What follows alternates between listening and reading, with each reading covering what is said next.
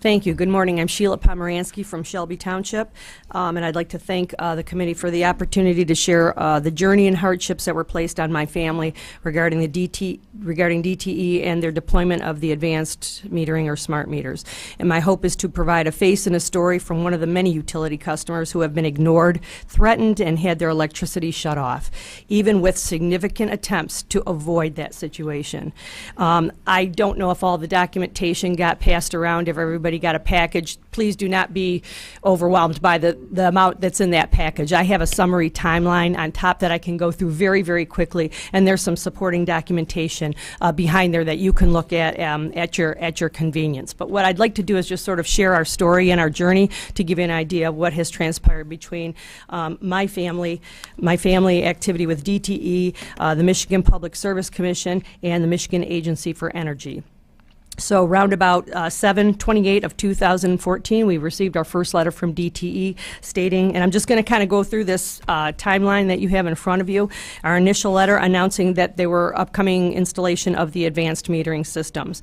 About 2 weeks later, we get another letter from DTE stating that they attempted to gain access, and access was refused. Now, I had 2 meters for electricity. I had an analog for interruptible air conditioning, and I already had a digital that had been placed on my home in 2010, and both of these were locked up at the time.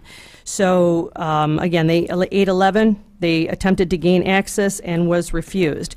Now, several months later, 2/18 of 2015, I sent a letter, or my family sent a letter to DTE, to the advanced metering team, stating that there were health issues in our household. These were reported, in particular, a cancer diagnosis, and we wanted to make them aware of that, and we requested a need for analog meters based on that, and asked for them to start communications in good faith. We were looking for some sort of written verification. Yes, you've heard our concern, and let's begin some sort of communication process as to what the procedure might be.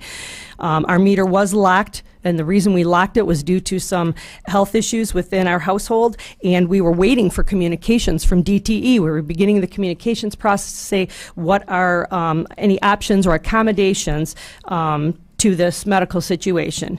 DTE never responded. About 9 months later, 9/22 of 15, we get another letter from DTE. This is what I'm referring to as threatening letter number 1. It is my understanding that this committee is listening to testimony about whether you've been threatened or shut off your electricity, so I'm just trying to make it as simple as possible. Threatening letter number 1 to indicate that a locked meter is now in unsafe condition. To prevent interruption of service, please remove the locking device. In the additional comments, it was kind of news to us that all of a sudden this is an unsafe condition after they've known about this for quite some time. So if this was a safety issue, why had this not been communicated in over a year? I wanted to do my due diligence. I didn't want to put my family at risk if there was a safety issue, so I reached out to the Shelby Township Police Department. I spoke to the fire chief, James Swinkowski, to determine, is there an unsafe condition that we should be aware of, that we are putting ourselves and our neighbors in jeopardy? And he basically told me that there is no condition that is unsafe using these meters. He told us that are using the locks. He said oftentimes businesses lock their meters in particular to protect their metering equipment. So he says they have a super key, they can get into anything. It's not a safety issue as far as the fire department is concerned. So with that, I then responded to DTE after I got that first threatening letter, after doing some of my own investigation.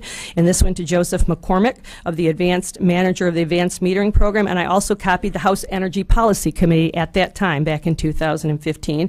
I highlighted in this letter to DTE that DTE never responded to any communication. We were trying to communicate in good faith. We had our meter locked for health reasons. I questioned why all of a sudden is this a safety issue that was never brought to our attention before. Now it's a safety issue. I also provided the information that I spoke to the Shelby Township Fire Chief, who said it's not a safety issue according to them. I also indicated that at that time House Bill 4916 was being introduced to install a meter at that time would be financially irresponsible, a waste of time and energy and money until this issue was resolved in terms of the House bill that was being discussed. And again, I requested a written reply so we could understand that we were in good communications, in good faith. We were trying to resolve this with DTE. Again, in the additional comments, DTE never responded. And by the way, these are all certified letters with receipts. That's part of the attachments that are behind this document. So about 15 months later, we get another letter from DTE. I'll call it threatening letter number 2. So 15 months has now passed. I have a safety issue, supposedly. 15 months later have passed, indicating that the lock meter is an unsafe condition and my electric service will be disconnected on or after January 9th, 2017. Again, my question is, if this is unsafe, why has now a year and a quarter passed and we are now just getting another letter threatening for our electricity? If it's safety, I would think they'd want to do something very quickly. So I decided to file a utility service complaint, which I did in fact do. So on 1/6 of 2017, I filed a utility complaint with the MPSC. I complained that DTE was not communicating in good faith regarding personal health reasons for locking a meter, and that the complaint that DTE was not providing supportive evidence as to why this was an unsafe condition. Nobody could seem to tell me what this unsafe condition was. The case number is in the additional comments, case number 01484247, and the Michigan Agency for Energy did respond a few days later.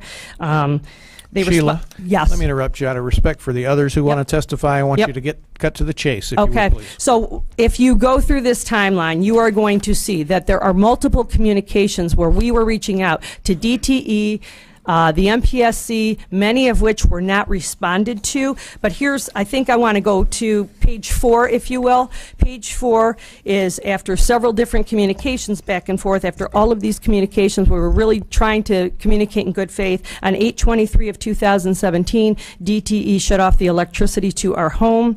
My husband was home at the time.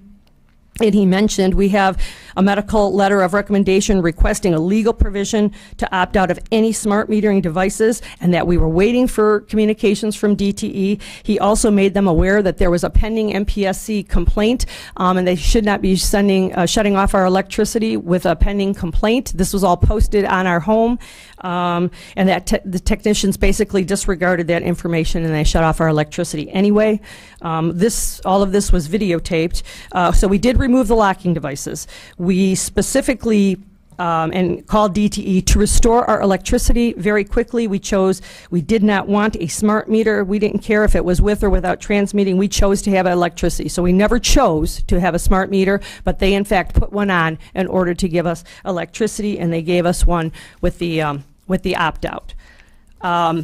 Interestingly enough, and that was they cut off the electricity on the 23rd. On the 24th, they came and they replaced one digital meter with replaced one digital meter. I mentioned we had a digital meter. They replaced it with a smart meter, and they replaced one analog, which is what we had for our interruptible air conditioning. They attempted to put a second meter, smart meter, on for my air conditioning. I said very strongly, I do not want a second smart meter. The Sheila, technician. could you give us in one sentence, encapsulate how you feel about the experience you had over this issue? I can. And then I'm going to let other folks testify. Okay. All right. May I just give my closing remarks? Depending on how long they are. I apologize. In closing, we believe that we went through extraneous effort to foster communication with DTE, the MPSC, and the MAE to understand and determine any or all other options to smart meter implementation, and we resisted based on documented medical accommodations and need. As you can see, this was purely one-way communication, and these organizations did not have the courtesy to work with us or even communicate with us directly to address our concerns. And the basis of our documented complaint, which was why this was an unsafe condition, we certainly felt ignored and threatened. Additionally, we believe the amount of time it took to restore the electricity, we were 6 days without electricity. I didn't get to tell you, they came while we weren't home and they put a second meter on my air conditioning unit. You'll see that in the timeline. After I vehemently said no, they came and put that on, and that took 23 days to resolve and get that meter off. They cut you off in January, is that correct? Or no, August 23rd, right. Our electricity was shut down.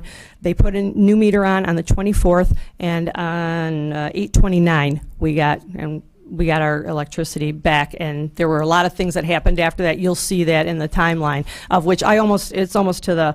Sheila, thank you for your testimony. We're going to give somebody else an opportunity.